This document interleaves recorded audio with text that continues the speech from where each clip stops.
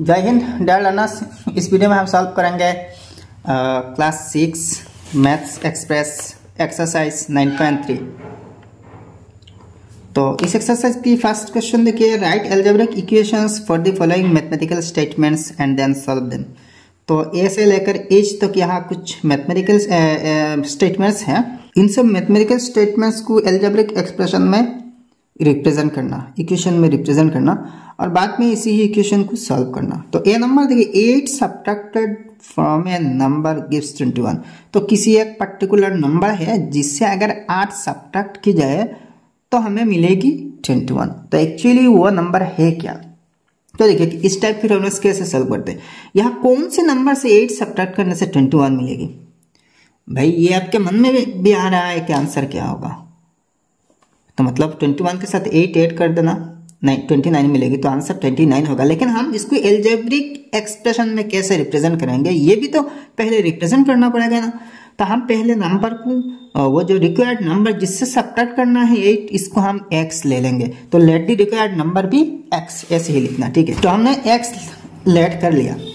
तो अब देखिए अकॉर्डिंग टू क्वेश्चन, मतलब क्वेश्चन के मुताबिक 8 सब्ट्रैक्टेड फ्रॉम ए नंबर, तो वो नंबर जो है फ्रॉम ए नंबर जो है, जो अननोन नंबर है वो तो x है भाई। तो x से 8 सब्ट्रैक्ट करना, तो x माइनस 8, तब जाके आपको क्या मिल रही है? 21 मिल रही है। अब देखिए जस्ट इस इक्वेशन को सॉल्व करना। तो x is equal to 21 plus 8 है, ये जो माइनस 8 है और ये जो 21 है, ये दोनों कांस्टेंट टर्म्स है और x सिर्फ अकेला एक वेरिएबल टर्म है। तो हमने भाई एक्सरसाइज 9.1 और 9.2 में सी बहुत सारे प्रॉब्लम सॉल्व की थी, मतलब इक्वेशन सॉल्व करके x के वैल्यू निकाले थे हमने ना। तो ट्रांसपोजिशन मेथड से भी हम निकाले थे और कैंसिल कर करके भी हम निकाले थे। तो ज़्यादा अच्छा है भाई ट्रांसपोजिशन मेथड। तो ट्रांसपोजिशन मेथड में क्या होते हैं, जितने वेरिएबल टर्म्स होते हैं लेफ्ट साइड में इकट्ठा कर लेते हैं और जितने जितने कांस्टेंट टर्म्स होते हैं राइट साइड में हम इकट्ठा कर लेते हैं, ठीक है। तो यहाँ -8 और 21 कांस्टेंट है, हमने राइट साइड में इकट्ठा कर लिया। अब दूसरा एक बात आती है कि भाई यहाँ तो -8 है, तो यहाँ प्लस कैसे हुआ? तो देखिए जब भी हम साइड चेंज करते हैं किसी टर्म के साथ साथ इसके साइन भी चेंज करना पड़ता है। तो इस वजह से -8 से +8 हुआ। इस 8 को फिर इस साइड में लाया जाए तो माइनस हो जाएगी, क्योंकि इस साइड में प्लस इस साइड में लाया जाए माइनस, तो वापस x - 8 इससे हो जाएगी। तो implies x is equal to 21 + 8 29 है। तो वो जो रिक्वायर्ड नंबर है वो 29 है। तो देयरफॉर आप ऐसे ही लिखना, यहाँ द रिक्वायर्ड नंबर इज 29, ठीक है। आप 29 से 8 सब्ट्रैक्ट करिए, आपको 21 मिलेगी। तो अकॉर्डिंग टू क्वेश्चन आपके आंसर हो रहा है, ठीक है। अब नेक्स्ट बी नंबर देखिए, 11 added to a number gives 30। तो किसी नंबर के साथ अगर 11 ऐड की जाए तो नंबर 30 हो जाएगा। तो कौन सी नंबर, तो उसको हम x लेट करेंगे, ठीक है। Let the number be x, ठीक है। तो इसके साथ अगर 11 ऐड की जाए, यहाँ 11 एडेड ना, इसके साथ अगर 11 ऐड की जाए तो 30 होगा। तो अकॉर्डिंग टू क्वेश्चन x वो तो नंबर है, तो x + 11 इज इक्वल टू 30 है। तो implies x is equal to 30। 11 और 30 दोनों कांस्टेंट है, तो 11 इस साइड में पॉजिटिव है तो इस साइड में लाना नेगेटिव होगा।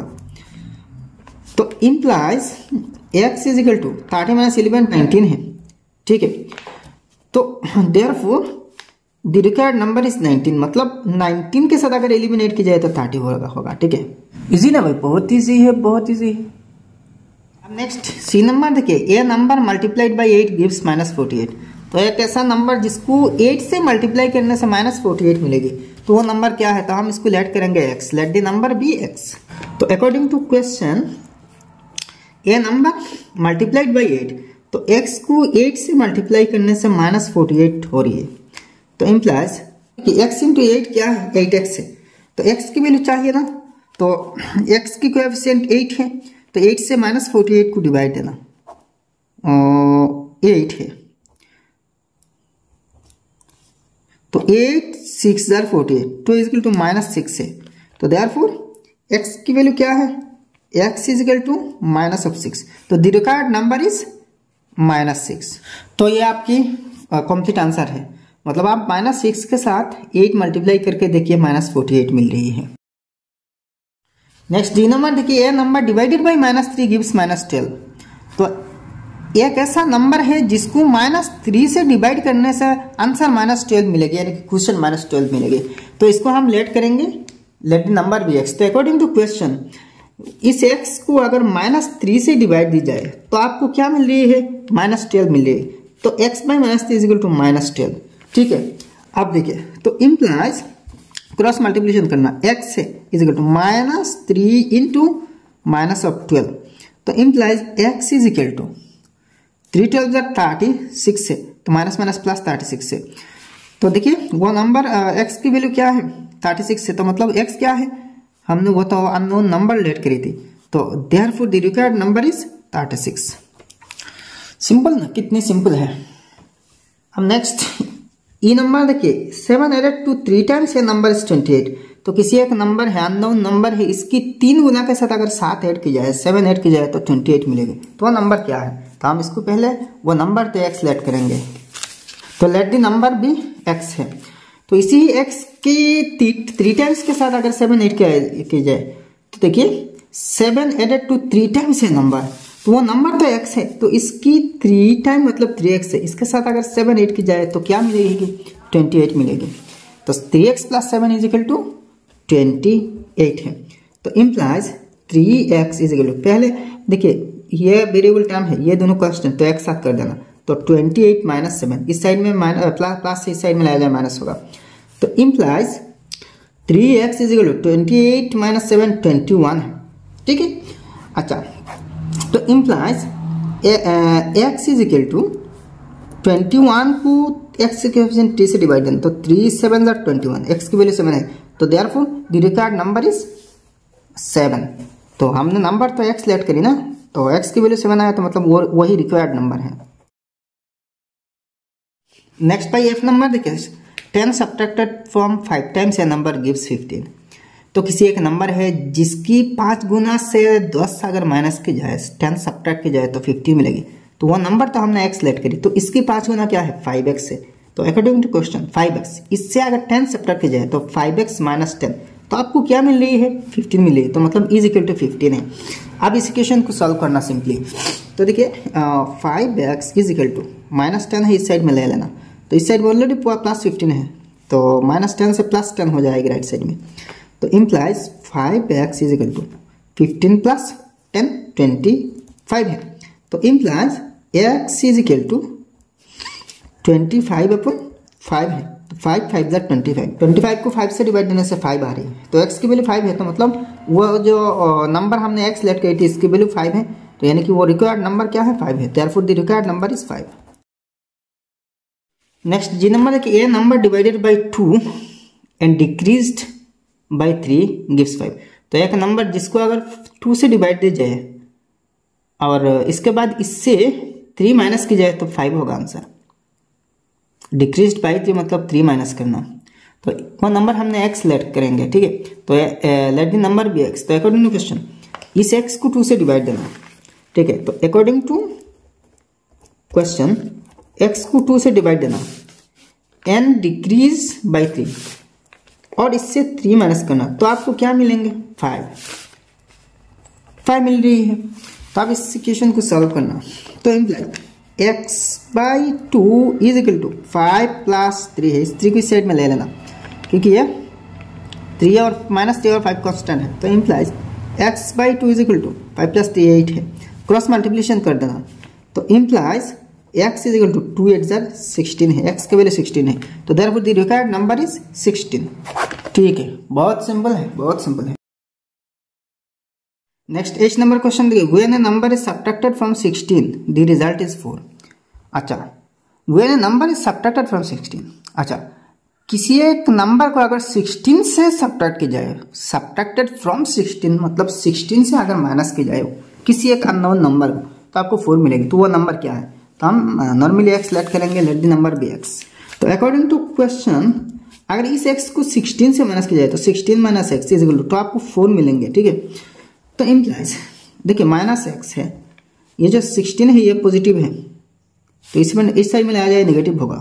तो इज इक्वल टू इस साइड में ऑलरेडी 4 है, तो 4 माइनस 16 होगा। तो -x is equal to 4 minus 16 -12 होगा, ठीक है। अच्छा, बड़ा नंबर नेगेटिव है तो दोनों की डिफरेंस नेगेटिव आएगा। तो implies x is equal to 12 है, दोनों साइड से माइनस काट देना, ये भी तो एक तरीका है। तो इसकी एक मैथमेटिकल लॉजिक है, हम इस तरफ नहीं जा रहे हैं, डायरेक्ट दोनों साइड में माइनस से एक ही टर्म है तो काट लेना, ठीक है। तो therefore the required number is 12। So easy भाई, so easy. Next number question देखिए, Anuj bought 7 pens and paid ₹50 to the shopkeeper. If he got back ₹8 as balance, what was the price of 1 pen. तो अनुज ने 7 कलम खरीद किया और इसके लिए 50 रुपये दुकानदार को पे किया। अच्छा, फिर दुकानदार ने 8 रुपया इसको वापस दे दिए बैलेंस के तौर पर, मतलब रिटर्न दे दी। तो what was the price of 1 pen, तो एक कलम की कीमत क्या है। तो एक कलम की कीमत हम x लेट करेंगे भाई, ऐसे ही लिखना, let the price of 1 pen be ₹x। तो देयरफॉर अकॉर्डिंग टू क्वेश्चन, यह कलम कितने हैं, देखिए 7 कलम है। तो 7 कलम की कीमत तो 7x प्लस, देखिए दुकानदार ने 8 रुपये दे दिया, तो 7 कलम की कीमत और ये जो 8 रुपये सब मिला के 50 रुपये हो रही है, क्योंकि 50 रुपये तो दुकानदार को दिया ना, और रिटर्न मिला 8 रुपया और 7 कलम की कीमत। तो मतलब क्या है, 7 कलम की जो कीमत है और 8 रुपये सब मिलके तो 50 रुपये हो रही है। तो ये एक इक्वेशन बन गया ना। तो 7x + 8 = 50। तो इम्प्लाइज 7x = 50 - 8 को इस साइड में लेना। तो इम्प्लाइज 7x = 50 - 8 42 है। तो इम्प्लाइज x = 42 अपन x की वैल्यू 7 है, तो 7 6 42, तो x की वैल्यू 6 है। तो एक कलम की कीमत क्या है, 6 रुपये है। तो therefore the price of 1 pen is equal to ₹6। तो 1 पेन की कीमत तो x है, तो x की वैल्यू 6 है, तो मतलब एक कलम की कीमत यानी कि प्राइस 6 रुपये है। सिंपल ना भाई, कितनी सिंपल है। नेक्स्ट 3 नंबर देखिए, the perimeter of A square is 84 centimetre, find the length of one side of the square. तो किसी एक स्क्वायर के पेरीमीटर 84 सेंटीमीटर है, तो और एक साइड की लेंथ क्या होगा। तो देखिए स्क्वायर तो ऐसे ही होते हैं ना, स्क्वायर के चारों साइड्स बराबर होते हैं, ये क्वाड्रिलेटरल है, चारों साइड्स बराबर होते हैं।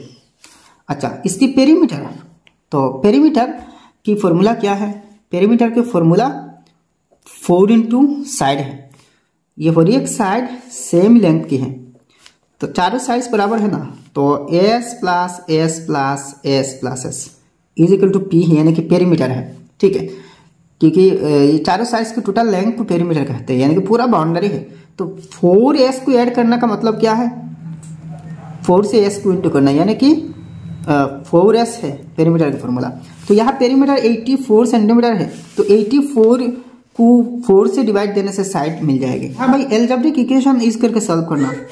तो ऐसे ही लिखना, let the side of the square be x centimetre. और अकॉर्डिंग टू क्वेश्चन, अगर और एक साइड x है तो 4x है ना, तो 4x को 4 से इंटू करने से चारों साइड्स की टोटल लेंथ होगी, और चारों साइड्स की टोटल लेंथ क्या है, पेरीमीटर है, और पेरीमीटर की कितने हैं यहाँ 84 है। तो implies x = 84 divided by x की कोएफिशिएंट 4 है, तो 4 21 = 84, तो x की वैल्यू क्या है 21 है। तो देयरफॉर 21 क्या लेट कहते हैं, x क्या लेट कहते हैं, साइड ऑफ द स्क्वायर। तो therefore length of the side of the square is equal to 21 centimetre. तो भाई इस तरह सॉल्व करना, ठीक है। नेक्स्ट 4 नंबर क्वेश्चन देखिए, there are 60 marbles in a packet, the number of red marbles is 6 more than the number of blue marbles, find the number of blue marbles and red marbles. तो किसी एक packet में total 60 marbles है, 60 marbles है। अच्छा, इनमें से 2 colour की मार्बल्स हैं, एक तो रेड है और एक ब्लू है।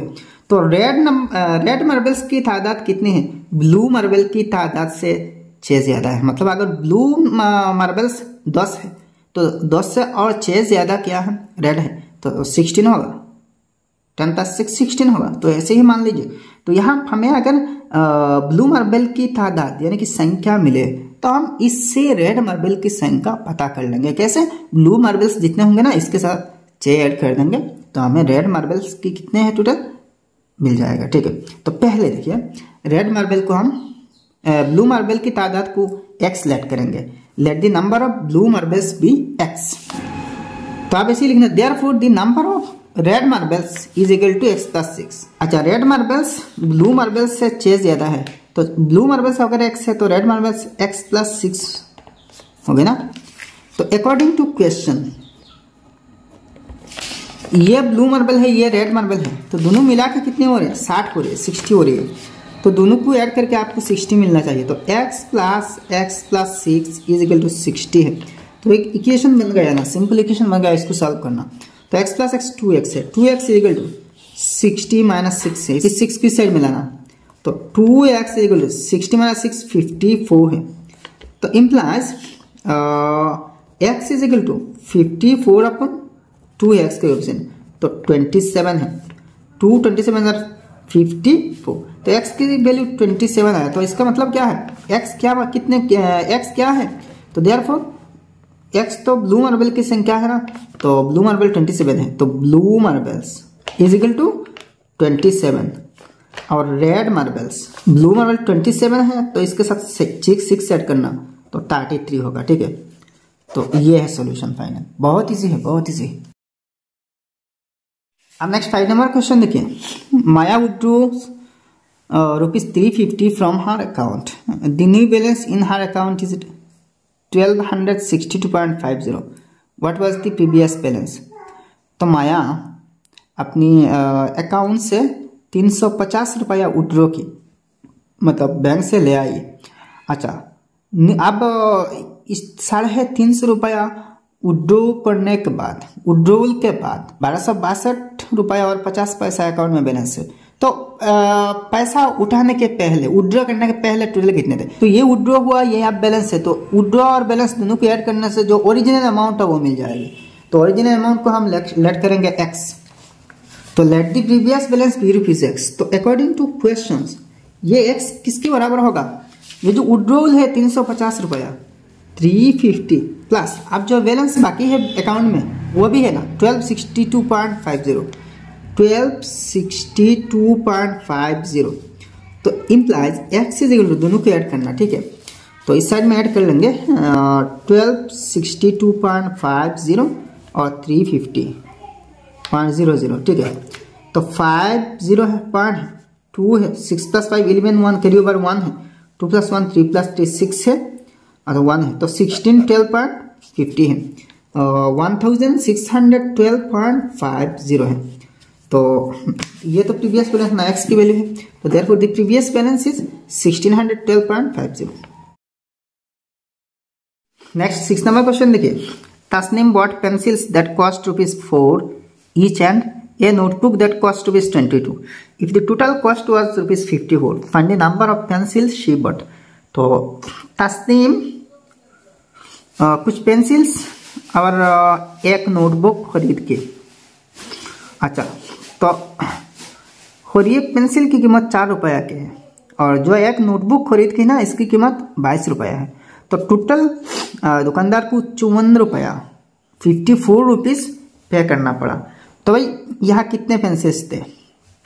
तो नंबर ऑफ पेंसिल्स हम x लेट करेंगे, let the number of pencils be x। तो according to question pencil x है और हर एक पेंसिल की कीमत 4 रुपया है। देखिए हर एक 4 रुपया है, तो x की कीमत 4 रुपया है। तो x पेंसिल्स की कीमत क्या है? x इंटू 4 यानी कि 4x प्लस एक नोटबुक की कीमत भी 22 रुपया है। तो 4x plus 22 is equal to total 54 रुपया ना, 54 रुपया है। तो एक इक्वेशन बन गया ना। तो implies 4x is equal to 22 इस साइड में ले आना तो माइनस होगा 54 माइनस 22। तो implies 4x is equal to 54 minus 22 32 है। तो implies x is equal to 32 upon 4 है, 4 से डिवाइड करना 32 को तो 8 आएगा। तो देखिए x की वैल्यू 8 है और x की वैल्यू क्या है? Let the number of the pencils be x। तो therefore number of pencils is equal to 8। तो कितने पेंसिल्स थे? 8 पेंसिल्स थे। बाय नेक्स्ट LS की क्वेश्चन देखिए। In a tiger reserve there are 8 tigers, the ranger of the park orders 41.4 kilogram of meat every day for them. If each tiger gets the same quantity of meat, how much meat will each tiger get? तो किसी एक tiger century में reserve में 8 tigers होते हैं। तो ranger ने 41.4 kilogram meet tigers के लिए ऑर्डर कराया, ठीक है। तो हर एक टाइगर अगर इक्वली मतलब बराबरी खाते हैं, बराबरी मीट हर एक को मिलती है, मतलब मांस, ठीक है। तो हर एक टाइगर के भाग में कितनी किलोग्राम मांस मिलेगी, ठीक है। तो 8 से 41.4 को डिवाइड करना तो आपके आंसर मिल जाएगी, ठीक है। को आप x के साथ भी लेट कर सकते हैं। Let each tiger gets x kg of meat. Therefore according to question 8 kilogram है ना, 8 टाइगर है और हर एक को 8 x किलोग्राम मिलेगी, तो 8 इंटू एक्स इक्वल टू 41.4 है। तो therefore x equal to 41.4 by 8 यानी कि 5.175। 41.4 को 8 से डिवाइड करने से 5.175 आएगी। अच्छा, डेसिमल को डिवाइड कैसे देना है ये मैंने पिछले चैप्टर्स में बताया है, आप देख सकते हैं। अच्छा, तो therefore each tiger will get 5.175 kilogram meat. Next B की एक क्वेश्चन देखिए, the cost of bicycle is ₹1980। अच्छा, Sumit wants to save some money from his pocket money so that he can buy the cycle in 9 months। How much money must he save per month? If he can save ₹330 per month, how long will it take for him to buy a cycle? तो यहाँ question का मतलब यह है कि एक cycle की कीमत है 1980 रुपया। अच्छा, सुमित इस साइकिल को खरीद करना चाहता है और वो अपनी पॉकेट मनी से मतलब पॉकेट खर्चा से रोजाना कुछ पैसे सेव करके रखता है। अच्छा, अगर सुमित ने 9 महीने में इस साइकिल को खरीदना चाहे ना, तो इसको पर महीना कितने रुपया सेव करना पड़ेगा, मतलब पॉकेट मनी से कितने रुपया मंथली सेव करना पड़ेगा। तो देखिए 1980 है और 9 मंथ्स है, तो डिवाइड देना 9 से 1980 को, तो पर महीना कितने रुपया सेव करना पड़ेगा वो मिल जाएगा। तो देखिए cost of bicycle is equal to ₹1980। तो इसको हमने x से नहीं करा, मतलब x लेट नहीं किया, डायरेक्ट कर लिया। तो number of months is equal to 9, cost of bicycle 1980, number of months 9। तो therefore amount of money to be saved per month, तो पर मंथ क्या अमाउंट सेव करना पड़ेगा, 1980 को 9 से डिवाइड देना तो ₹220 आएगा। तो अगर 9 महीने में इस साइकिल को खरीद करना है तो पर महीना 220 रुपया सेव करना पड़ेगा। अच्छा, इस क्वेश्चन की दूसरा पार्ट है, अगर सुमित पर महीना 330 रुपया सेव कर सकता है तो इसके लिए कितने महीना लगेगी इस साइकिल को खरीद करने में। तो आप देखिए टोटल साइकिल की कीमत तो 1980 है और पर महीना 330 रुपये, तो 330 रुपये से 1980 को डिवाइड देना तो नंबर ऑफ मंथ्स मिलेगी। तो therefore number of months required is equal 1980/33। दोनों की 2 0 है तो दोनों 0 काट लेना, तो 198 को 33 से डिवाइड दी जाए तो 6 मिलेगी क्वेश्चन, तो 6 महीना लगेगी, ठीक है। तो अगर पर महीना 330 रुपया करके सेव करे ना, तो 6 महीने में वो साइकिल खरीद कर पाएगा सुमित। तो भाई एक्सरसाइज समाप्त हो गया। वीडियो अगर पसंद है तो एक लाइक करना और आपके सारे दोस्तों के साथ इस वीडियो को शेयर कर देना, और आपने अभी तक हमारे चैनल सब्सक्राइब नहीं किया तो सब्सक्राइब कर लेना। तो फिर मिलेंगे नेक्स्ट वीडियो में। जय हिंद, धन्यवाद।